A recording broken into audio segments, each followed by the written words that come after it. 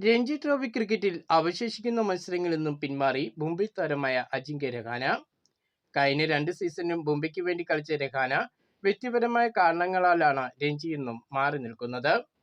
ഇത്തവണ മുംബൈക്ക് വേണ്ടി രഞ്ജിയിൽ മികച്ച പ്രകടനം നടത്താൻ രഹാനയ്ക്ക് കഴിഞ്ഞിരുന്നില്ല. കൂടാതെ 2023 ശേഷം ഇന്ത്യൻ ടീമിലേക്ക് മടങ്ങിയെത്താനും താരത്തിന് കഴിഞ്ഞില്ല. രഞ്ജി ക്രിക്കറ്റിൽ മുംബൈക്ക് ഇനി ഹൈദരാബാദിനെതിരെയും ഡൽഹിക്കെതിരെയുമാണ് മത്സരങ്ങൾ കളിക്കാൻ ബാക്കിയുള്ളത്. രഞ്ജി ക്രിക്കറ്റിൽ അജിങ്ക്യ രഹാന കളിയിൽ നിന്നും പിന്മാറിയതിന്റെ പിന്നാലെ മുംബൈ ടീമിന് മറ്റൊരു തിരിച്ചടിയും കൂടി. ഇന്ത്യൻ യുവ ഓപ്പണറായ യശസ്വി ജയ്സ്വാളും രഞ്ജിയിൽ മുംബൈയുടെ അവശേഷിക്കുന്ന മത്സരങ്ങളിൽ കളിക്കില്ല. കിരീട പോരാട്ടത്തിന് വേണ്ടി മുന്നേറുന്ന മുംബൈ ടീമിനെ സംബന്ധിച്ച് ജയ്സ്വാളിന്റെ അഭാവവും വലിയ തിരിച്ചടിയായിരിക്കുകയാണ്.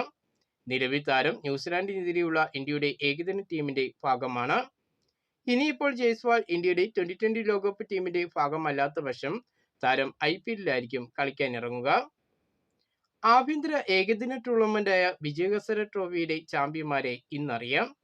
ഇന്ന് നടക്കുന്ന കലാശ പോരാട്ടത്തിൽ വിദർഭ സൗരാഷ്ട്രയെ നേരിടും. ഇന്ന് ഉച്ചയ്ക്ക് 1:30 മത്സരം ആരംഭിക്കുന്നത്.